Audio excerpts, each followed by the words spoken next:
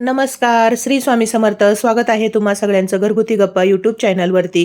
आजचा दिवस तुम्हा सर्वांना खूप छान व सुखासमाधानीचा जाऊ दे हीच मी स्वामी चरणी प्रार्थना करते. नवीन व्हिडिओला सुरुवात करण्याआधी तुम्ही जर माझ्या चॅनलला पहिल्यांदा बघत असाल तर चॅनलला लाईक, शेअर, सबस्क्राईब करा व कमेंटमध्ये श्री स्वामी समर्थ लिहायला अजिबात विसरू नका.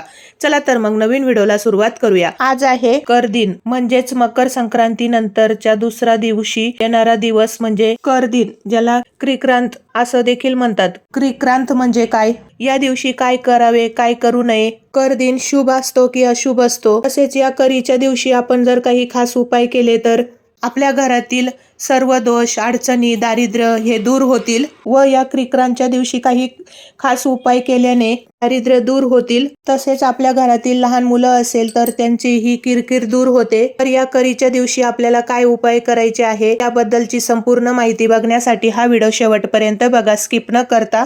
मकर संक्रांत झाल्यानंतरचा दुसरा दिवस म्हणजेच किंक्रांत किंवा करीदिन म्हणून साजरी करतात. म्हणजे संक्रांतीचा जो दुसरा दिवस असतो त्याला करीदिन म्हणतात. असं म्हणतात की संक्रांती देवीने किंकासूर नावाच्या राक्षसाचा वध केला होता, अशी कथा आहे. संक्रांती देवीने किंकरासूर नावाच्या राक्षसाचा वध करून आपल्या प्रजाला मुक्त केले होते, म्हणून हा दिवस साजरा होतो. म्हणून या दिवसाला क्रिक्रांत किंवा करीदिन म्हणून ओळखले जाते. त्यामुळे या करीच्या दिवशी म्हणजेच क्रिक्रांतच्या दिवशी या दिवशी कोणतेही शुभ कार्य करणे हे वर्ज्य मानले जाते. म्हणून करीच्या दिवशी कोणतेही शुभ कार्य हे करू नये. जसे की नवीन गाडी घेणे, घर घेणे, कोणतेही आपले शुभ कार्य असेल तर ते या करीच्या दिवशी करत नाही, ते अशुभ मानले जाते. कोणत्याही चांगल्या कामाची सुरुवात या दिवशी केली जात नाही. तसेच लांबचा प्रवास या दिवशी करत नाही. करीच्या दिवशी लांबचा प्रवास करणं देखील अशुभ मानले जाते. बरोबर घरातील वाद, भांडणं टाळावे. त्या दिवशी मन शांत ठेवावी. जास्तीत जास्त आपल्याला देवाची सेवा करायची आहे. तुम्ही ज्या पण देवाची उपासना करत असाल तर तुम्ही त्या देवाची उपासना या दिवशी करू शकता. आपल्या शास्त्रात करी दिनाला अशुभ मानले जाते. या दिवशी कोणतेही शुभ कार्य केले जात नाही. नवीन वस्तू खरेदी केली जात नाही, जसे की गाडी, घर, जमीन किंवा कोणतेही नवीन शुभ कार्य हे करू नये. तसेच आपल्या कुलदेवताचेही नामस्मरण करावे या दिवशी. तर काही ठिकाणी अशी प्रथा आहे, भोगीच्या दिवशी केलेली भाकरी राखून ठेवून ती शिळी भाकरी खाल्ली जाते, अशी प्रथा आहे क्रिक्रांतीला महाराष्ट्रामध्ये काही ठिकाणी. तसेच या दिवशी बेसनाचे धिरडे किंवा गव्हाचे धिरडे बनवण्याची देखील प्रथा आहे. या दिवशी संक्रांती देवीची पूजा करून तिला गोडाधोडाचे नैवेद्य दाखवला जातो. तर करीदिन साजरी करणं म्हणजे या दिवशी आपल्या आयुष्यातील वाईट गोष्टींचा त्याग करायचा असतो. करीदिन चांगला नसतो असं म्हणतात, कारण की या दिवशी झालेले भांडणं, झालेली कटकट वर्षभर कटकट राहते असं म्हणतात. झालेले भांडणं किंवा या दिवशी केलेले कटकट आपल्या सोबत वर्षभर राहते, म्हणून या दिवशी कटकट भांडणं ही करू नये. त्यामुळे करीच्या दिवशी आवर्जून हे पाळायचे की आपले कोणासोबतही भांडणं कटकट होणार नाही. याची काळजी आपण नक्की उद्या घ्यायची आहे करीच्या दिवशी. कारण असं म्हणतात की किंक्रांतीच्या दिवशी कटकट भांडणं झाली तर वर्षभर आपल्यासोबत कटकट भांडणं हे होत राहतात. त्यामुळे या दिवशी आवर्जून हे पाळायचं आहे की आपले कोणासोबत भांडणं, कटकट, वादविवाद होणार नाही. त्याचबरोबर काहीही वाईट घडलं तर आयुष्यभर वाईटच आपल्यासोबत घडतं असं देखील म्हणतात. करीच्या दिवशी आपण जे काही करतो, जे काही वागतो तर ते आपल्याला परतफेड हे कुठल्या ना कुठल्या कारणाने मिळत असते. त्यामुळे करीच्या दिवशीच नाही तर नेहमी कोणाशी कटकट घालू नये, कोणाबद्दल वाईट बोलू नये, कोणाशी भांडणंही करू नये. तसं तर हे प्रत्येक दिवशी आपण पाळलं पाहिजे, करीच्या दिवशीच नाही तर रोज आपण या नियमाचे पालन केलं पाहिजे. करी दिन फक्त नॉर्मल असा साजरा केला जातो. तर काही ठिकाणी अजूनही या करी दिनाच्या खूप काही नियम अटी पाळले जातात. तर काही ठिकाणी अजूनही याचे नियम आणि विधी पाळले जातात. तर करीच्या दिवशी काही ठिकाणी धिरडे आणि गुळवणी देखील बनवली जाते. या दिवशी गावाकडे ज्या त्या भागामध्ये ज्या त्या गावाकडे वेगवेगळी प्रथा असू शकते. तुमच्याकडे जशी प्रथा असेल तुम्ही त्या पद्धतीने क्रिक्रांत म्हणजेच करी दिन हा साजरी करू शकता.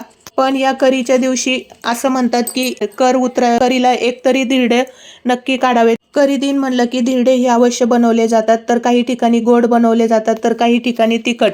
गोड हे गव्हाच्या पिठाचे बनवले जातात, तांदळाचे बनवले जातात किंवा डाळीच्या पिठाचे, मुगाच्या डाळीच्या पिठाचे, तुम्ही कशाचेही धिरडे हे बनवू शकतात. तुमच्याकडे जशी प्रथा असेल गावाकडे तशी तुम्ही त्या पद्धतीने धिरडे हे नक्की करीच्या दिवशी बनवा. तसंच करीच्या दिवशी आपल्या ज्याच्यासोबत भांडणं होत असतात नेहमी तर त्या व्यक्तीसोबत आपल्याला एखाद्या व्यक्तीचा मानसिक, शारीरिक आणि आर्थिक खूप त्रास होत असेल तर अशा व्यक्तींपासून करीच्या दिवशी त्या माणसापासून किंवा त्या व्यक्तीपासून लांबच राहायचं आहे. कारण की आपले त्याच्यासोबत भांडणं होऊ नये किंवा कटकट होऊ नये किंवा आपल्याला त्याच्यापासून काही त्रास होत असेल तर आपण त्यापासून लांबच राहायचं आहे त्या व्यक्तीपासून करीच्या दिवशी. कारण की आपल्या आयुष्यामध्ये अशी कोणती ना कोणती व्यक्ती असतेच की जिचं आपल्या सोबत पटत नसतं आणि ती आपल्या कामावरची व्यक्ती असू शकते किंवा आपल्या सोबतची कोणी व्यक्ती असू शकते, आपली मैत्रीण असू शकते किंवा आपल्या शेजारी असणारी व्यक्ती असू शकते, शेजारी राहणारी व्यक्ती असू शकते. तर अशा व्यक्तींपासून त्या दिवशी लांब राहा. कारण की करीच्या दिवशी आपणही त्यांना काही बोलणार नाही आणि तेही आपल्याला काही बोलणार नाही याची आपण काळजी घ्यायची. नाही तर वर्षभर आपले भांडणं कटकट हे आपल्याला होतच राहील. करी दिन म्हणजे वाईट दिवस नाहीये, पण या दिवशी आपल्याला आपल्या आयुष्यातील वाईट गोष्टींचा त्याग करायचा असतो. कारण की असं म्हणतात की या दिवशी जर काही वाईट गोष्टी घडल्या तर त्या आपल्यासोबत वर्षभर वाईट गोष्टी घडत राहतात. त्यामुळे शक्यतो या दिवशी चांगल्या गोष्टी करायच्या, म्हणजे त्यामुळे वर्षभर आपल्यासोबत चांगल्या गोष्टी घडत राहतील. तसेच करीच्या दिवशी केस धुवू नये, नख कापू नये. करीच्या दिवशी आपल्याला शक्य होईल तेवढे आपण नामस्मरण करावे. आपल्या कुलदेवताची, इष्टदेवताची, गणपती बाप्पांची उपासना करू शकता. भगवान विष्णू, माता लक्ष्मी यांची सुद्धा उपासना करू शकतात. आपली जी काही कुलदेवता असेल तर तिची आपण उपासना करू शकतो. करीच्या दिवशी होईल तेवढी आपल्याला सेवा, उपासना ह्या करायच्या आहेत. म्हणजेच आपल्याला हा दिवस नाम जप आणि आध्यात्मिक आणि आपल्याला चांगला वाटेल असा घालवायचा आहे. तर तुम्ही या दिवशी कोणत्याही देवाचे नाम जप करू शकतात. त्याचबरोबर करीच्या दिवशी हळदी कुंकू हे करणं टाळावं. करीच्या दुसऱ्या दिवशीपासून तुम्ही रथसप्तमी पर्यंत कधीही हळदी कुंकू करू शकता. फक्त करीच्या दिवशी हळदी कुंकू करणं टाळावं, हे अवश्य पाळावे. त्याचबरोबर करीच्या दिवशी तुम्ही लहान मुलांचे बोरनान सुद्धा करू शकतात. 5 वर्षापर्यंत मुलांचे बोरनान करू शकतात. तसं तर कोणी रथसप्तमीपर्यंत बोरनान करतात लहान मुलांचे, पण करीच्या दिवशी खूप शुभ मानले जाते लहान मुलांचे बोरनान करणं. तर तुम्ही या दिवशी नक्की 5 वर्षापर्यंत लहान मुलं असू किंवा मुलगी असू तर त्यांचं बोरनान करू शकतात. त्याचबरोबर आपलं ज्या व्यक्तीसोबत पटत नसेल तर त्या व्यक्तीसोबत या दिवशी बोलणं टाळावे. तर ती व्यक्ती कोणतीही असू शकते, आपली घरातली असू शकते किंवा आपल्या बाहेरची असू शकते किंवा आपल्या कामावरची व्यक्ती असू शकते. तर त्या व्यक्तीसोबत बोलणं अवश्य टाळावे. त्याचबरोबर या दिवशी कुलदेवता, कुलदेवी यांचे नामस्मरण करावे. करीचा हा दिवस प्रत्येक भागामध्ये वेगवेगळ्या पद्धतीने साजरी केला जातो. तुमच्याकडे ज्या पद्धतीने साजरी केला जात असेल त्या पद्धतीने तुम्हाला हा करी दिन साजरी करायचा आहे. गव्हाच्या पिठाचे धिरडे, गुळवणी बनवून त्याचा नैवेद्य देवांना दाखवावा. तुमच्याकडे जशी पद्धत आहे त्या पद्धतीने तुम्ही या दिवशी करू शकता. तर या करीच्या दिवशी आपल्याला काही खास उपाय करायचे आहे. करीच्या दिवशी म्हणजेच संक्रांतच्या दिवशी हा उपाय आपल्या घरावरून केल्यावर आपल्या घरातील दोष, आपल्या घरातील अडचणी, दोष, आपल्या कुटुंबावरतील दारिद्र्य सर्व दूर होतील. गुरुवारी आपल्याला हा उपाय करायचा आहे. करीच्या दिवशी सकाळपासून ते संध्याकाळपर्यंत तुम्ही हा कधीही उपाय करू शकतात, पण शक्यतो संध्याकाळी 6 नंतर केला तर खूप प्रभावी राहील. तर उद्या आपल्याला एक वस्तू घरावरून उतरून टाकायची आहे. तर ती कोणती वस्तू आहे? ही वस्तू उतरून टाकल्यामुळे आपल्या घरातील सर्व दोष, अडचणी, सर्व संकट, सर्व इडापिडा नष्ट होतील. तसेच आपली, मुलांची, पतीची, सगळ्यांची भरभरून प्रगती होईल. हा उपाय केल्याने आपल्या कुटुंबातील प्रत्येक व्यक्तीची, मुलांची, आपली सगळ्यांची दुःख, दारिद्र्य सगळे संपतील. या उपायाने सकाळपासून ते रात्रीपर्यंत कधी हा उपाय करू शकता. पण जर आपण हा उपाय संध्याकाळी केला तर तो संक्रांतीच्या दिवशी संध्याकाळी केला हा उपाय तर तो खूप फलदायी राहील. संध्याकाळी 3 सांजाच्या वेळेस आपण जर ही एक वस्तू आपल्या घरावरून उतरून टाकली तर आपल्या घराला, आपल्या घरातील व्यक्तींना नजर बाधा झाली असेल, कोणाची नजर, दोष, दृष्ट आपल्या घराला, आपल्या घरातील व्यक्तींना लागलेली असेल तर ती दूर होते. तर आपल्याला काय करायचे आहे, तर आपल्याला थोडीशी पिवळी मोहरी आहे तर ती घ्यायची आहे आणि पिवळी मोहरी हातामध्ये मूठ बंद करून आपल्याला आपल्या घरावरून उतरून घ्यायची आहे 7 वेळेस. उजव्या हातामध्ये आपल्याला पिवळी मोहरी घ्यायची आहे आणि ती आपल्याला फक्त आपल्या मुख्य दरवाजावरून 7 वेळा उतरून घ्यायची आहे. मूठ बंद करून आपल्याला जशी आपण दृष्ट काढतो त्या पद्धतीने आपल्याला आपल्या घराच्या मुख्य प्रवेशद्वाराची दृष्ट काढायची आहे. जशी आपण माणसाची दृष्ट काढतो पायापासून ते डोक्यापर्यंत, तशी आपल्याला घराची मुख्य दरवाजाची वरपासून ते खालपर्यंत आपल्याला उतरून घ्यायचं आहे 7 वेळा. वेळा दृष्ट काढायची आहे, उतरून घ्यायचं आहे आणि आपल्याला घराच्या बाहेर जायचं आहे आणि घराच्या बाहेर जाऊन आपल्याला ती मोहरी लांब टाकून द्यायची आहे.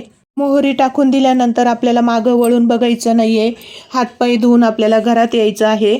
असा उपाय आपल्याला उद्या करीच्या दिवशी करायचा आहे. जर पिवळी मोहरी नसेल तर तुम्ही काळे तीळ सुद्धा उतरून टाकू शकतात. काळे तीळ आणि मीठ उतरून टाकू शकतात आपल्या मुख्य प्रवेशद्वारावरून.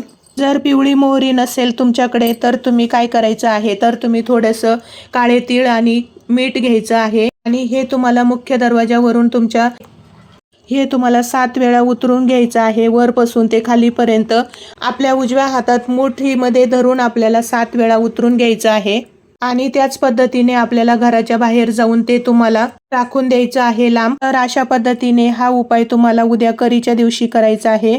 हा उपाय घरातील कोणीही व्यक्ती करू शकते. शक्यतोवर आपल्या घरातील प्रमुख व्यक्तीने हा उपाय करावा. आपल्या घरातील जो कर्ता पुरुष असेल, स्त्री असेल तर त्यांनी केला तरीही चालेल हा उपाय. असं म्हणतात की आपला मुख्य दरवाजा हा आपल्या घरातील सर्व असतं. आपल्या मुख्य दरवाजामधूनच आपल्या घरामध्ये लक्ष्मी येते, सकारात्मक ऊर्जा येते, नकारात्मक ऊर्जा येते. आपल्या घराच्या प्रवेशद्वारातूनच आपल्या घरामध्ये चांगले लोक, वाईट लोक ही त्याच प्रवेशद्वारातून येत असतात. म्हणून आपल्याला हा उपाय जो आहे तर तो उद्या करीच्या दिवशी आपल्या मुख्य दरवाजाला करायचा आहे. आपल्या घरामध्ये कटकट, भांडणं, वादविवाद होऊ नये म्हणून हा उपाय आपल्याला उद्या करीच्या दिवशी करायचा आहे.